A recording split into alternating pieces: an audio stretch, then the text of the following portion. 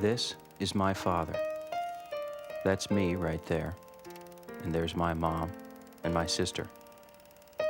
When people ask me who he was or what he did, I never quite know where to begin. But I usually start by saying, he spent his life in the theater. To many, he was a wise, reserved mentor and teacher. But to me, he was simply the loudest, most funny, and energetic father a kid could ever have. One thing's for sure, he loved what he did. His name was William Henry Putch, and this is his story.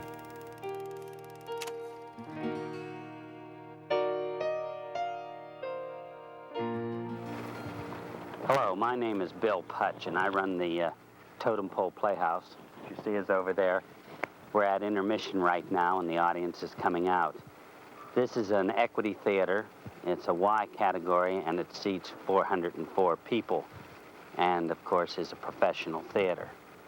I came here in 1954 and have been here ever since. I had no intention of staying.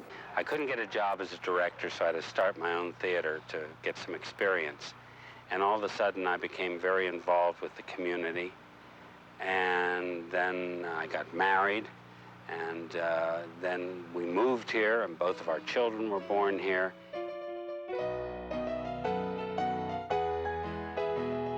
My father was born in a suburb of Pittsburgh, in a small town called Bellevue. He was the youngest of 6 children, born to Anthony and Dolly Putch, both immigrants from Italy whose families settled on the north side of Pittsburgh, first in Avalon, then in Bellevue. Anthony was a building contractor and built many homes on the north side, eventually including the Putch family home. In 1915, 6 years after their marriage, my grandfather changed the family name from Pucci to Putch. This was not an uncommon practice at the time. Tony felt it would help to avoid the prejudice that so many immigrants faced at the turn of the century, especially where business was concerned. He's a typical little boy. And Wilma and I were elected to be more or less babysitters. He'd try to get away every time he could. No one could really explain what drove my father into show business. But it might have started in the basement of the house his father built at 15 Keswick Street.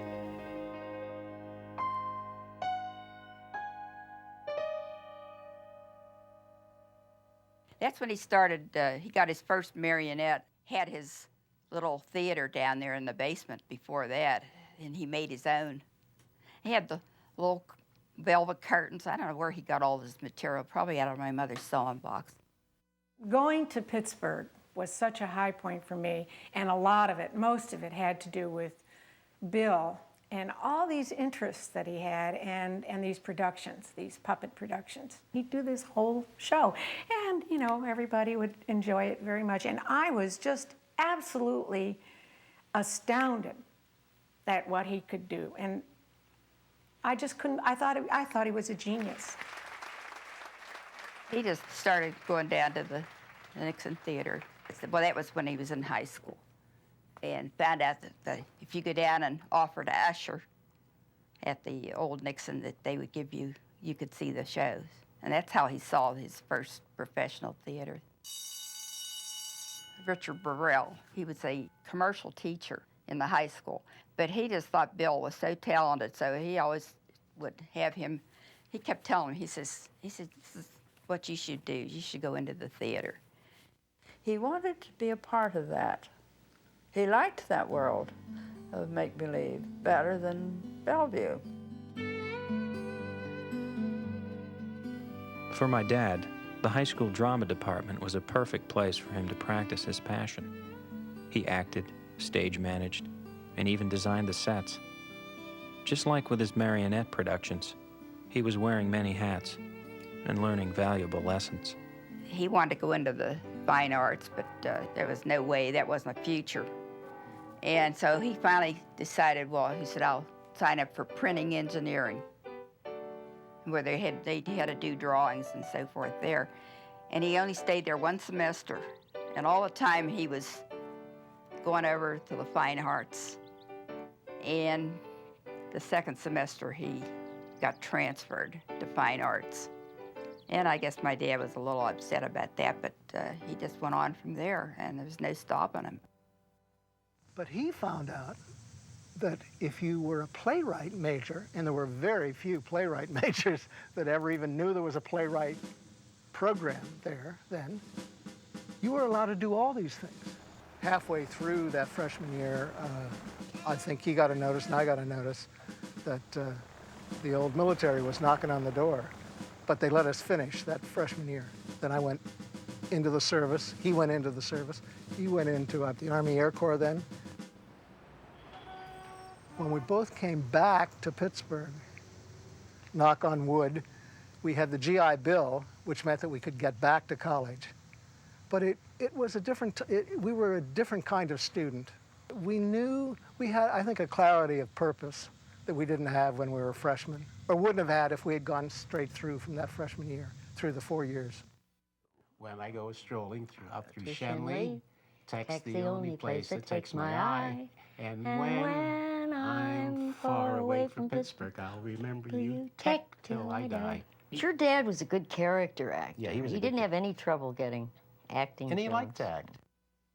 You know, he always had a wonderful big smile on his face. I'm just thinking when I was thinking of the halls of Carnegie Tech, whenever you ran into him in the hallway, he was a big performer. That's what he was. He was a performer rather than an actor. For the next 3 years, while attending Carnegie Tech, my father worked in summer stock. His tasks included set building, sewing costumes, running props, and assisting the scenic designer. The acting roles given to apprentices were always small, but after only one season, Bill was awarded his union card. Making $46 a week, he could now consider himself a professional. Well, I was on tour in Washington at the National Theater. My best friends in the company were the stage manager, and their buddy was Bill Putch, who was out at the theater in Maryland, Olney, in Olney, Maryland, very famous summer theater, where Tallulah Bankhead played a lot. It was a star theater at the time, and Bill was stage manager out there. And they said, we're going out to see our friend out at Olney. You want to come? I said, sure. And that's how we met.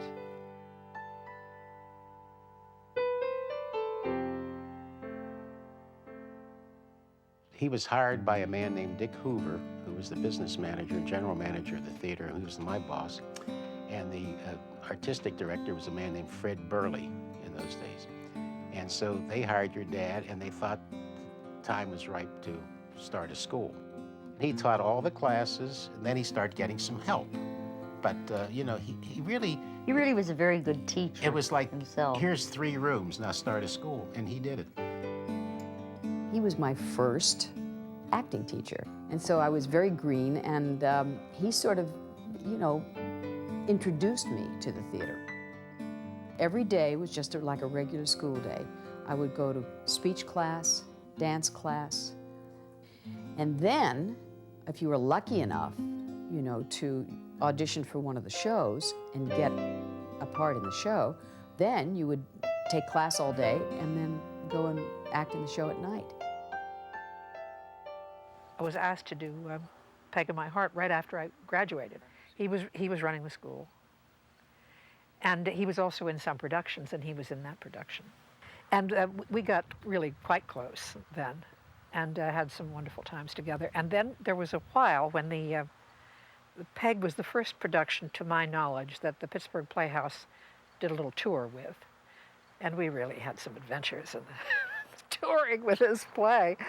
It was a very worthwhile thing to do.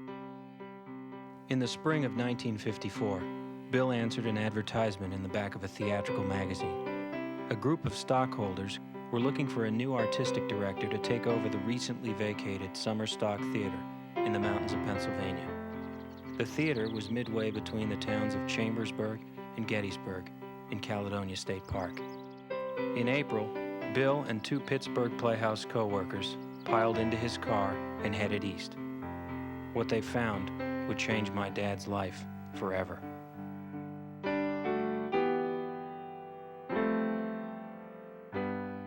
The Totem Pole Playhouse was born in 1950, when a group of 13 people calling themselves Totem Pole Playhouse Incorporated decided to bring live theater to the area.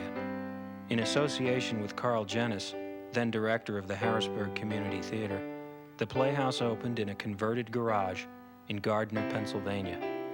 The quarters were small, and the location not easy for theatergoers to find. So the next season, they moved to a site on top of a hill in Caledonia State Park. The building was a dance pavilion and was one of the high spots of the park, which was then operated by the Cumberland Valley Railroad. Jennis and the board members transformed the building into a rustic summer theater. Citing financial problems and other interests in New York, Jennis bowed out at the end of the third season. When my father arrived, he was surprised to find essentially an empty theater waiting to be occupied. He made a handshake agreement with Sam Houston, then president of Totem Pole Incorporated, over a home-cooked meal by his wife, Athleen. 2 months later, Bill would walk into rehearsals as producer-director of his first 11-play season. We rented the theater for 10 cents a ticket, and that was my first experience, 1954. After I've selected the 6 plays, I make what is called a producer's chart, and that's what this is here. This chart lists the name of the plays down here and the names of each of the characters, and by putting this chart in order, I soon know exactly what actor I'm looking for to be a member of the resident company. Resident member of a stock company is someone who signs a contract to be cast in plays as the producer-director sees fit. And you play several different parts in a season.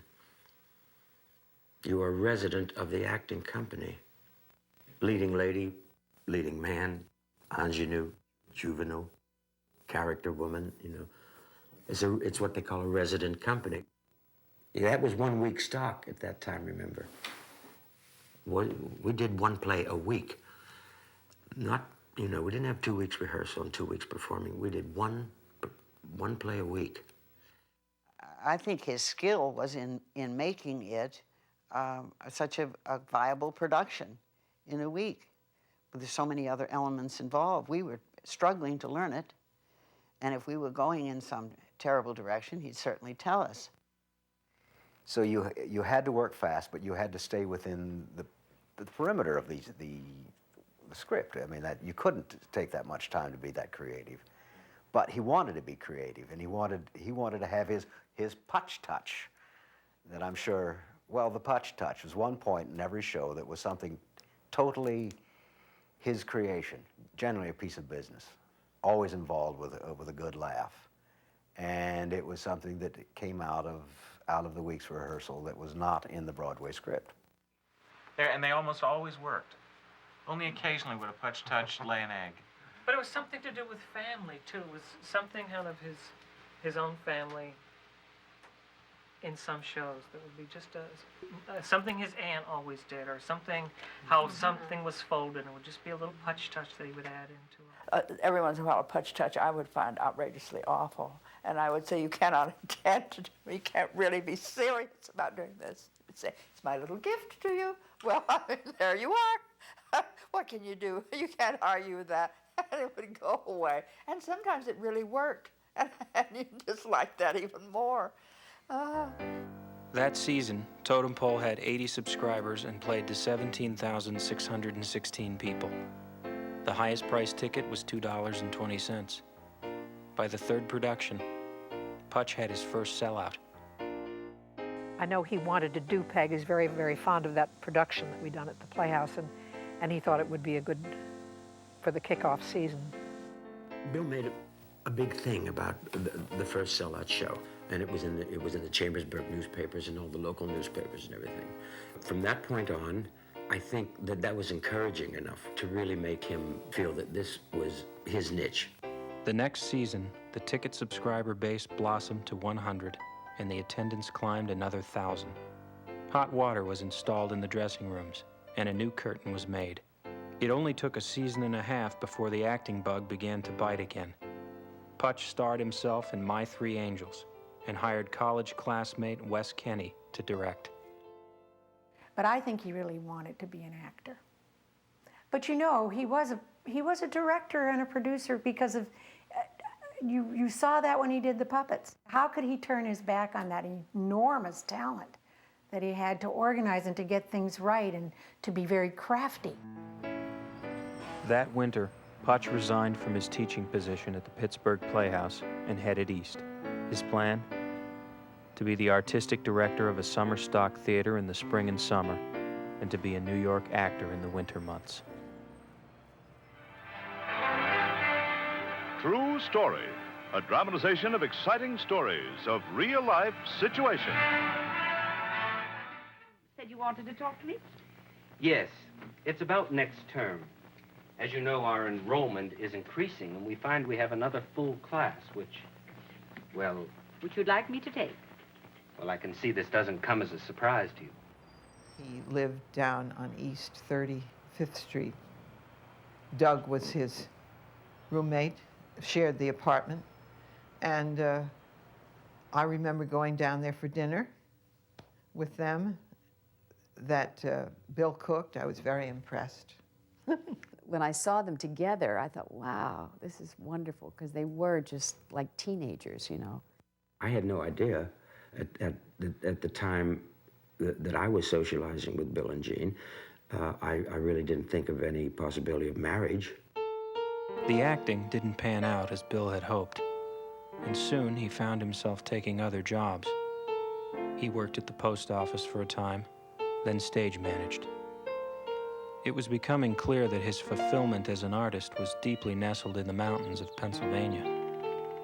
It was an opportunity that he could not turn his back on. It didn't take long for him to change his priorities. If he couldn't tread the boards in New York, he would bring Broadway to Caledonia State Park, a decision that would seal his fate forever. In New York, a reputation was developed about the theater, and it became known as the Cadillac of summer theaters, which Bill was very fond of quoting, you know. But there came a time when auditions for the coming season would take 3 and 4 days. I don't know that I expected the ring, but I think I went down with the knowledge that we were engaged. And, you know, a producer and a director of a summer theater doesn't have much free time, so we went to the box office, gave me the ring in the box office on a business day, and then we took a little walk. It was a very brief little interlude. There wasn't much time for a romantic interlude. Well, the wedding was wonderful. I mean, I was the best man.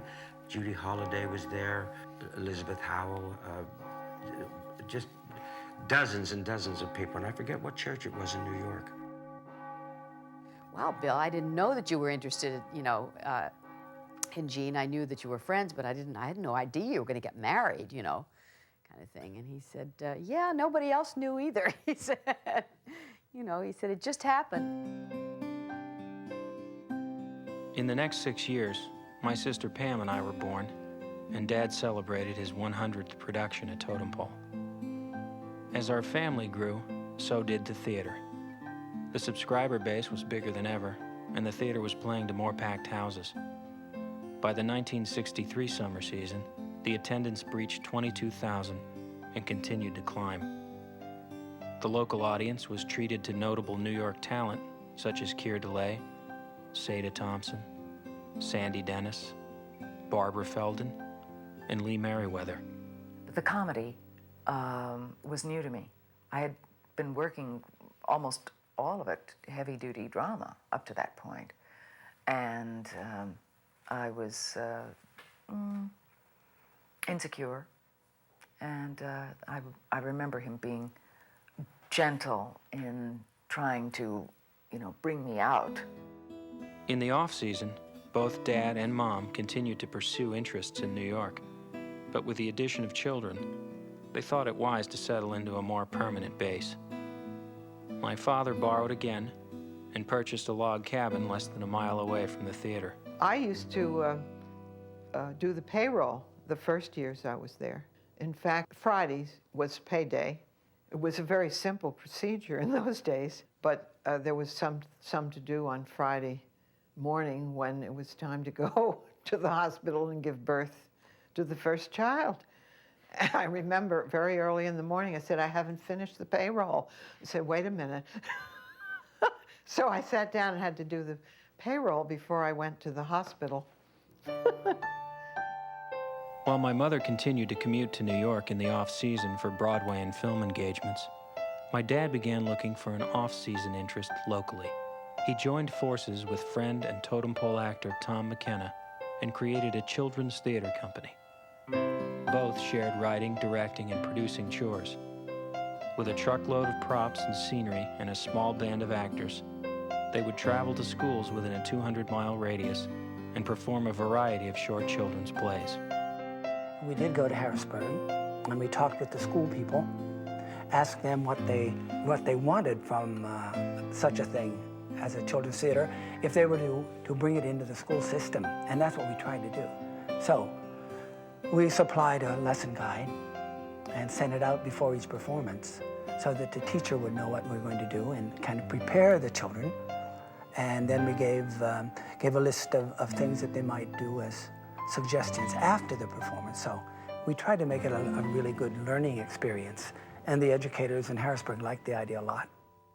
He was a little firmer with us in the Tadpole Players. There was no fooling around, because you had a tendency to fool around because of the content of the play and exaggerate and all this. And he really used to let us have it in rehearsal. And he would say, you take this just as serious as you do the adult plays, because this is more difficult in one sense. So we really turned to, and I remember a scene that he had with us for not knowing our lines. Well, we knew them the next day, I'll tell you. I really think that some of the best directing Bill ever did was with the new children's plays that we did. 1967 marked the 150th production at the theater. The attendance climbed past 27,000. Yet the schedule remained a 10-play season and the capacity the usual 400 seats. Both my sister and I made our stage debuts. Dad never insisted we follow in his footsteps, but when your playground was a theater, it seemed like the normal thing to do. I was 5 years old and I was playing the little princess in The King and I. And the guy who was playing the king scared me so much that I didn't want to be in it. I said, Dad, I don't want to be in this. And then about the second week of rehearsal, I came back. I said, Dad, I think I can handle it. So that's the way it happened. He never pushed. They never did. Then, in the early morning of November 12th, 1969, tragedy struck. Well, it must have been about 3 a.m. And I said, I was so asleep I didn't know what I was hearing. I said, oh, you're kidding, or something like that. You're kidding. I wouldn't believe it. And he was rushing and putting on his clothes and out the door. I couldn't believe it. The Totem Pole Playhouse was in flames. Fire crews from Franklin and Adams County answered an alarm early that morning and fought desperately to extinguish the monstrous blaze. The cause of the devastation was unknown at the time, but was later discovered that the fire was caused by an arsonist. The thing that stands out in my mind is a photograph that some newspaper took of him walking away from the rubble with his hands jammed down into his pocket, and he was crying. He was devastated. There was a concrete block building in the back that didn't burn as quickly as the rest. So we got a few little things out, I guess. But, whew, what a fire. It's the saddest looking face on a human being I've ever seen, and remains so to this day. And devastation, of course, yeah, I mean. But there's nothing you can do when something is burning in front of you like that, yeah, except the fact.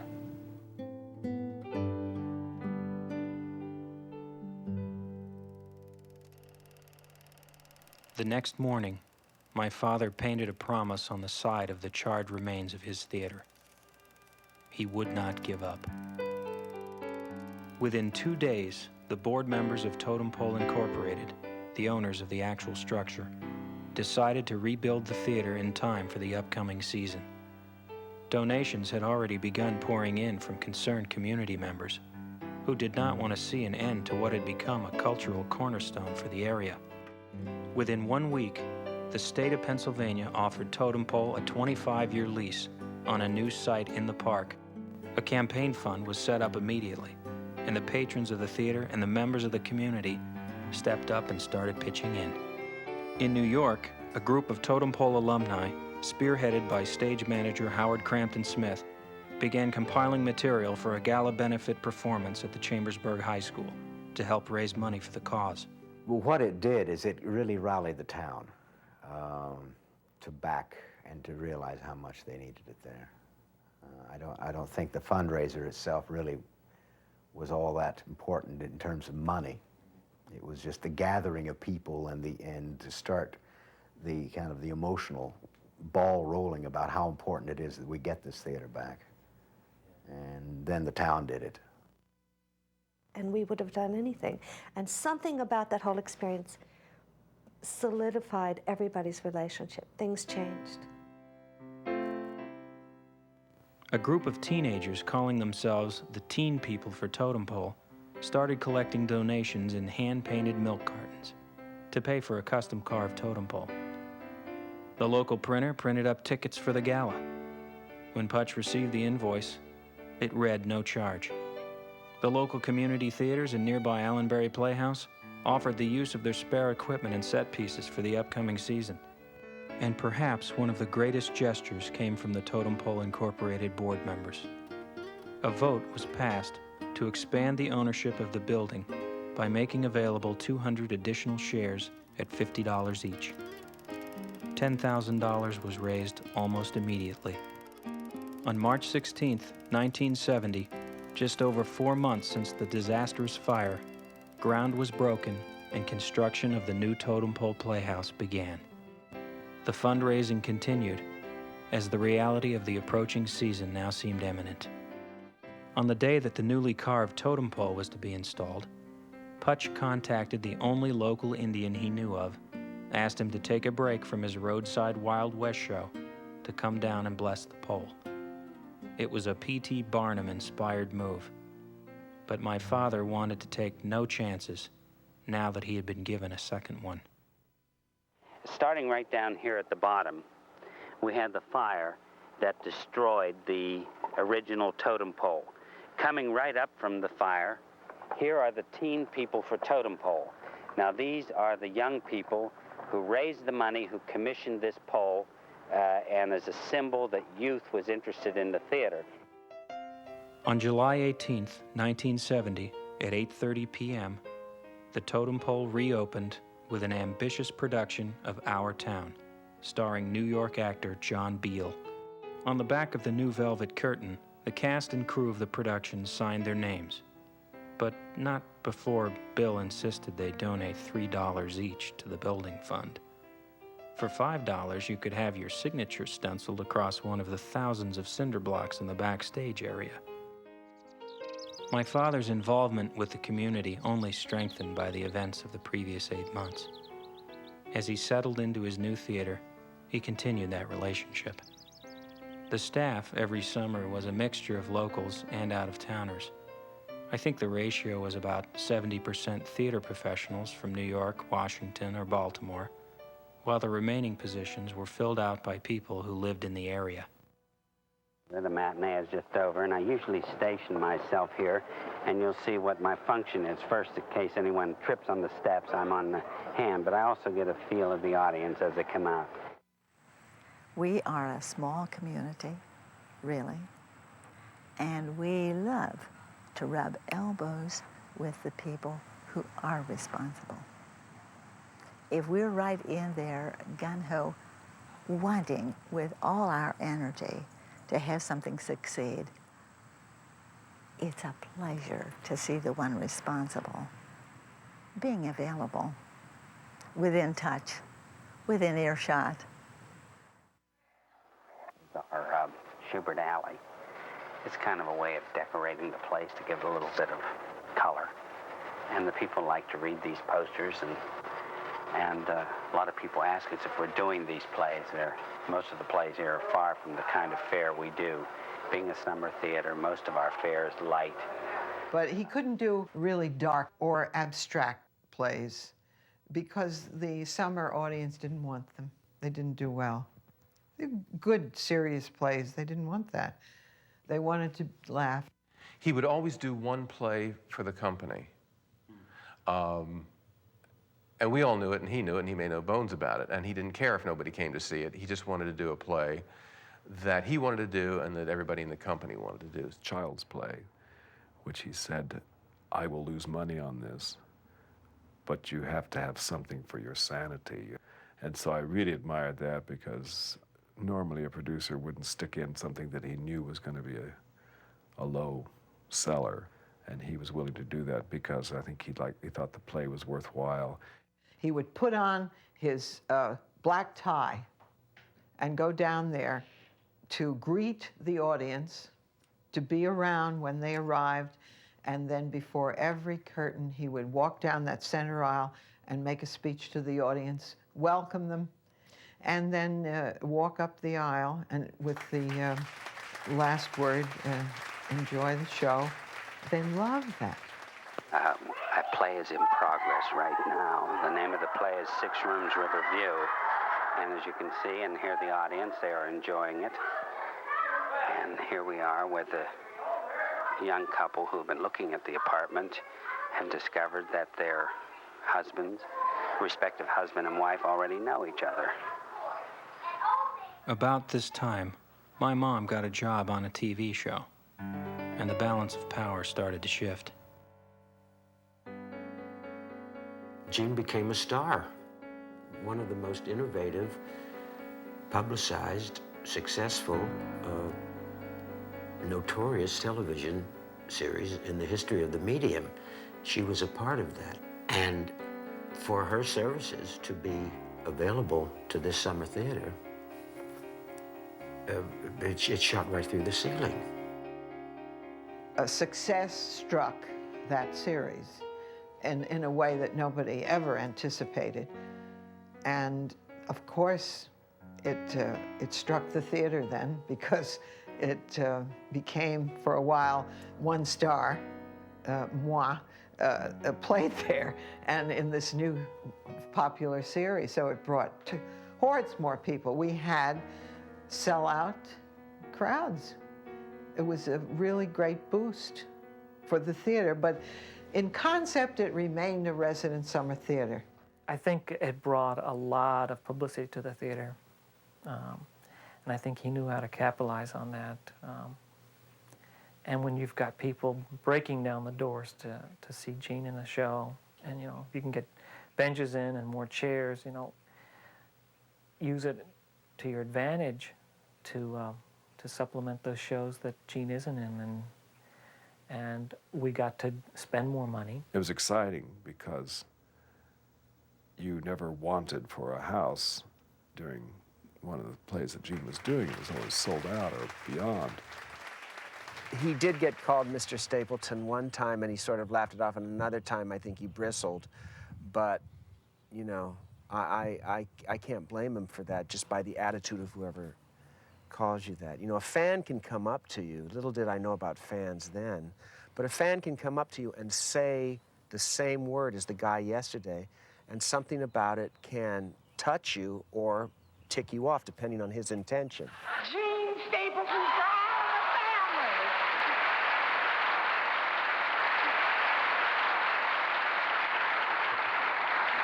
I must speak of my dear husband, who to be married to is to be truly liberated, Bill Putch, who lets me do this.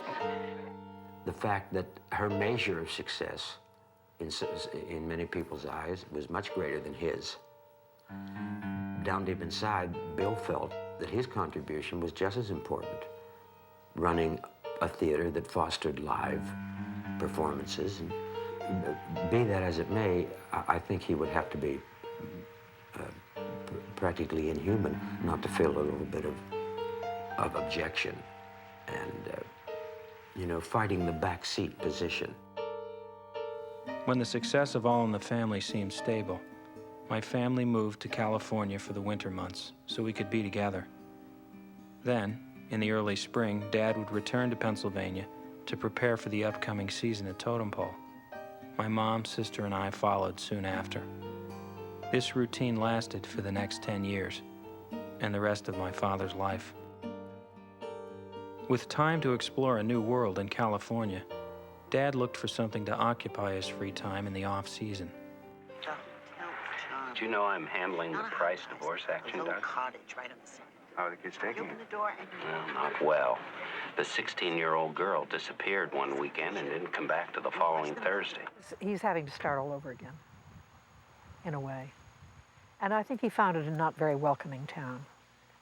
It's so youth-oriented, you know, that somebody in midlife coming into, no matter what their experience, and he was a very experienced person in the field, I think he found that hard. As far as being the spouse of the star, that's a whole story. Very difficult. And it was his sense of humor that saved him. And there were times when it was hard to even hold on to that because the spouse has just passed right over. I can't imagine anyone handling it any better because he handled it with humor. And that's why those of us who were personal friends, not professional friends, but personal friends of both of them, had such fun with it. My father did some directing in Los Angeles, but discovered his audience that was so dearly devoted to his productions at Totem Pole was not the same animal on the West Coast. And when he mounted one of his previous hits, it was greeted with a completely opposite reaction.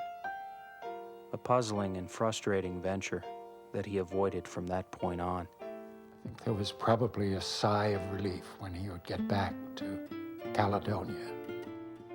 He could be his own person. And I would think that what he had to deal with was very difficult for anybody. When he was there planning the new season or getting things started, there would be a snowstorm. And he would be alone and isolated for a little while in the snow, and it was very secure. Although I did see him in California, I can't see him in California. It wasn't his native wild to me. The most important thing about any theater is your box office because it is the first person that the public comes in contact with. And it's very important that they get into the theater in the proper frame of mind. If they have trouble with the box office, 9 times out of 10, they're going to be unhappy with the play they see. By 1973, my father celebrated his 200th production. The next year, he expanded his empire by purchasing and restoring a nearby Civil War-era restaurant and inn. The next season, it opened, giving his audience a place to have a pre-theater lunch or dinner. I am the symbol of the bear, and the bear is protecting them in their drive to raise funds to reestablish a totem pole. Right above the bear, we have the beaver. Here's his tail, and up above he has a stick in his mouth. Now the beaver in Indian lore is an animal who is industrious, and he is the builder. And the beaver is the person who rebuilt the totem pole. It had been 7 years since the new theater was christened at Bill's last appearance on stage. Then, at the height of the 1976 summer season, on the morning of opening night of the 6th play, there was a problem. He was an actor who came here to do The Great Big Doorstep. It was a major role, major lines. And none of us had ever met him. And the rumors, you know, it's like any kind of summer stock theater, you get your gossip going and everything. Well, we had heard that he had not been on stage in like, oh, maybe 15 years. And he arrived with this huge trunk. This huge, like, big green trunk. I mean, enough that you could fit a body in it. We decided that he had hacked somebody. I just know that he'd been in jail and was out of jail and had been a big favorite at the old theater. Couldn't learn his lines, and your dad was very supportive and worked very hard with him. And whenever I'd go past rehearsal hall just to pop my head in, somebody was always giving Arden lines, but I didn't think much about it until we got to dress rehearsal, and it was excruciating. What, he would call for a line? Oh, he called for almost every line. Almost every line. The cleaning lady came over there just, you're not going to believe it. Arden Kaiser, the star, has left town. He's gone. And we were supposed to open like in, well, this was like 10 in the morning. We're supposed to open that night. Full house. I came to work that morning and found the note tacked to the door. And I opened it and read it, and Arden Kaiser left town. He couldn't go on with the show. I don't remember all what he said in there, but he just had to leave, and he was sorry, but may God forgive him and something like that. To Bill Putch and to all whom it may concern, the simple truth is that I cannot go on. What it is, I can only guess, but I am sick. Let the professional judgment be what it will be. I can accept that. I ask that the personal judgment be left to heaven. I am compelled to go home. I am sorry, but I have no one to answer to but God and myself. And we were all like, wrong. We just couldn't believe it. He was history. He'd taken his trunk and gone. It was terrible. Bill says, I'll be right down, and he came down and got everybody together and went in and started in rehearsal. Your dad said, we're doing this show, and I'm going to play the lead. And your dad learned the first scene the first 2 scenes off book, which was pretty good for 6 hours rehearsal. And then all over the place there was scripts, and he'd write cues on the portal that's still there. He got up and he gave his curtain speech. And I don't know exactly how I explained it, but that he would be doing the part and that he'd have to carry the book that night. But because this is such a family theater and you have people that come back and stuff, I mean, everybody got kind of a kick out of it, the audience, and he did great. The most memorable thing about that show is that great publicity photo with everybody sitting around the table where they just like cut out Bill's head, like stuck it over Arden Kaiser. So everyone's sitting at the table like paying attention to something, except this shot of Bill who's kind of looking off in another direction. The glory years of Totem Pole continued. The attendance kept climbing and the productions grew in size and scope. In 1978, Bill celebrated his 25th season. Only 2 of the 6 shows failed to breach the 100% of capacity mark. The average for the season was a remarkable 102.88%.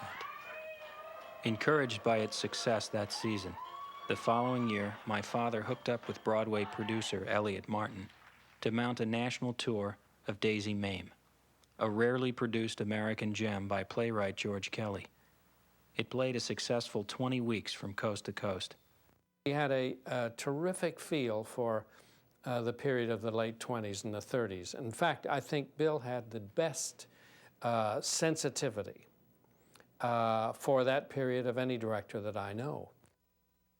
Then, on March 15th, 1980, Bill was again the victim of an arson's torch. This time, it was his restaurant. The historic building burned to the ground less than a mile from the site of the old theater that burned 11 years earlier. Within a year and a half, and against the advice of the family accountant, Dad stubbornly put up a new restaurant. But it was more out of financial necessity than desire. The presence of a restaurant near the Playhouse had in fact made it a lot easier to coax theater parties to the park for a more complete package. But this time, it wasn't as easy for him to start over.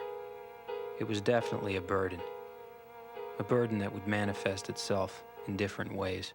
It got to be a big joke around the theater about the fact that, you know, you would be spilling your guts out in rehearsal and you would look over and Bill would be asleep. And you would say, now, am I that bad? Or is he not well? When does he sleep? He didn't sleep. I remember coming into the prop room every once in a while, and there he'd be stretched out on the prop table. I just need 20 minutes. Give me 20 minutes. So we'd close the door, he'd take 20 minutes, and then he'd be rejuvenated and drive us crazy. Bill was not as physically well in the last couple years at that theater. I could see where he would fatigue, for instance, and his staying power at rehearsal was not what it was at one time. And during the lunch break, he would go into the men's dressing room and he would lie down there was a time when that was unheard of, when he would go from dawn until midnight and be a mountain of energy. But he was sort of petering out, you know, and I was concerned. On top of the beaver is the fox. Now the fox, he's the creature there that has that green and yellow dotted animal in his mouth. The fox has a frog in his mouth. The frog represents croaking descent, and he is being eaten by the fox because the fox is wisdom, and croaking descent is always eliminated by wisdom. In the early 80s, my father began to worry about the future of his organization. Despite the successful percentages that Totem Pole was posting, the economy and rise in inflation was severely threatening the livelihood of the theater. While prices of everything from raw materials to union minimum wages adjusted annually, Dad was hard-pressed to raise the ticket prices beyond an affordable level. Otherwise, his beloved audience wouldn't come. So I just felt this wasn't a year to everybody seems to be cutting down and increasing prices, and I just sort of thought if I could hold the status quo, the public would appreciate it. The theater's checks and balances operated on a very simple equation. The money made from selling tickets equaled the money spent in producing the plays and meeting the payroll of the theater. Bill faced an awkward dilemma. Because of the economic makeup of his audience, he would lose business should the ticket prices be raised to a level that would compensate for the inflation of his operating expenses. He did not want to saddle his audience with this burden. It provided jobs, but it didn't make lots of money. I don't know that any summer theater ever made that money except star theaters, you know, the big star theaters that would book in shows usually. He was specifically trying to get Totem Pole Playhouse Incorporated themselves to become nonprofit. The owners of the building to be nonprofit, and then he, Thunderbird Limited, would continue to rent from them. Those of us who were on the board at that time were very much in favor of doing it. But when you put it to the stockholders, they turned it down. A lot of theaters were doing it because costs of production were rising. Inflation was there, you know, we experienced it. And we also experienced slight depressions, you know. He knew that it would help him afford the quality of production that he wanted to have. They believed that he was making lots of money from his summer theater. He wasn't, but they believed he was.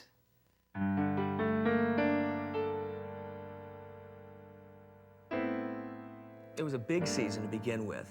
It was also a really hot summer, a really hot summer. And we started with a big show, Two for the Seesaw, a small cast, but 2 revolving apartments on it, complete with working electric and water and such. And we closed with the musical, which he eventually wound up running an extra week because of success. And we were also getting ready, a few of us, to go with him and Gene up to Syracuse to open the show off. So we were in, pre-production for that even before the season closed. He was running out of fresh ideas, and I think he might have been just tired of keeping it going and wanting to sort of give it up, but he just hadn't figured it out. I think he was very tired and wanted out. He was tired. He wanted a change, and yet he had no change in mind. He was very depressed. I think he wanted, and he did achieve this a bit, but he wanted different arenas. He had directed Daisy Mame and the show off for the national tours, and he wanted desperately to get back to Broadway. He wanted his name and his product to find a different venue somehow. He really didn't know what California could really offer him, and I'm sorry to tell you that that was one of his dilemmas, as he wanted at the time that he wanted to extricate himself from totem pole because he was tired. And if he did extricate himself, what would he do? And when I realized that he really was tired, I said, Bill, don't ever leave us. Get help. Get some capable people in to help you. But, oh my gosh, don't ever leave us. He made it very clear that, that he just was kind of at the end of the string. After the close of Bill's 30th season and his 267th play, he turned his attention to the show-off. The play was to originate at Syracuse Stage and then begin a national tour. My father was hoping this would be the show that would take him into Broadway and perhaps answer the question of his future. We trudged up this hill at Syracuse University from the theater and had lunch. Bill said, I really think we're going to get to Broadway with this one. There's a little sparkle in his eyes that I think this is it. On Wednesday morning, November 23rd, the day before opening, Bill was on his way to a local vendor to pick up opening night gifts for his cast and crew. From the way it was told, he started getting chest pains. He hailed a taxi and went straight to the nearest hospital, only a few blocks away. It was there that he suffered a massive heart attack and died. But not before checking himself in, filling out all the paperwork, and asking someone to find his wife. It was a sign to me that this must be his way out. I told you about his desire, and he didn't know how to extricate himself. And all of his weariness, age, just wiped away. He looked 25 years younger. It was a sign. And Jean said, I'm going to play. She said, this production is Bill's. This is for Bill. I thought of no other chorus because to me it was more of a tribute to him to go on with the play and please the audience because they were expecting it and do it for him. So, of course, we dedicated that performance to him. When the audience came in, they knew, and they're seeing a play, a comedy, and in the second act of this comedy, the father dies of a heart attack. Now, you know, that's pretty tough to play.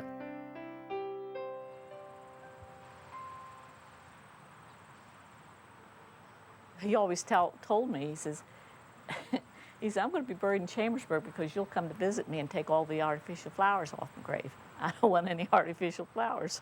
He says, any of that plastic stuff you have to promise me you're going to take off. The following season, my sister Pam stepped in as executive producer. Carl Shore was artistic director, and Will Love was managing director. Together, they dedicated the 1984 season to the memory of Bill. The subsequent year, Carl purchased the inventory and ancillary property from Thunderbird Limited, Bill's company. The lot included the stocks of wardrobe, lights, sets, a fleet of automobiles, and a few small homes where company members were housed. From 1985 through the present, Shore has carried the baton and continued the tradition at Totem Pole. So much of what Bill experienced that Carl Shore and myself are experiencing all over again and going, now I know why Bill did this, why he felt this way, why some days he was going crazy, because he was doing it all. What he did as one person now takes 3 or 4. And then the whole pole is topped off by a symbol of strength and protectiveness, which is the Thunderbird. And that is our magnificent totem pole, which tells the story of the totem pole to every visitor to our area. This is the thing about him that I'm always trying to remember to do, and that's the follow through. Paul, you're not doing the follow through. You've got this picture of your life and this big painting, and in that big picture, what's happening right now that is making me so stressed is just a little teeny dot of paint right here. And in the big picture, it doesn't mean anything. in the big picture, Betty, this doesn't mean anything, or in the big picture, we're just a little dot, or, you know, it's just a little dot in the big picture. I don't know. I try to envision him when he first started this theater as a young man from Pittsburgh. It must have been, one, an incredible challenge, and two, he already knew quite a lot, but would love to have been around to watch him discover stuff. But I think he always had this drive. Otherwise, he would never have attempted that back then, because it was overwhelming. He was the best friend I ever had. I mean, it's as simple as that. He was the best friend I ever had in my life. He touched so many lives through that theater and through the people that he worked with and the people that were his friends. I mean, there aren't many people who touch so many lives. For whatever ails all of us, I think he really loved his life, and he loved his place. He loved every single flower around that theater, or whatever he had planted, or he liked the house. For all the good and all the bad you get, I think he really loved his life. In the big picture, Bill Putch may have only been one small dot, but I think it was a significant one. One that, despite its seemingly localized and insulated nature, made an impact. Ultimately, he had the same life that most ordinary people have: a family, a profession, a dream. My father was a big fish in a small-town pond whose effect rippled remarkably across the continent. His love of the theater was infectious, and he devoted his life to it. You may never have heard his name or knew what he was up to, but he was there, deep in the mountains of south-central Pennsylvania. He oversaw his little empire and painstakingly guided it through its life of entertaining. He carved out his position on the totem pole. The folks that knew of him have plenty to say about him, least of which might be that he made a difference. He definitely made a difference. He sees to it that theater is spelled with an ER instead of an RE in capital letters, and God love him for that. He was never one of these people to say, well, that's your problem, you know. It's your problem. I hope it works out for you. He would jump in. He was not afraid to be involved. Just fun, brilliant.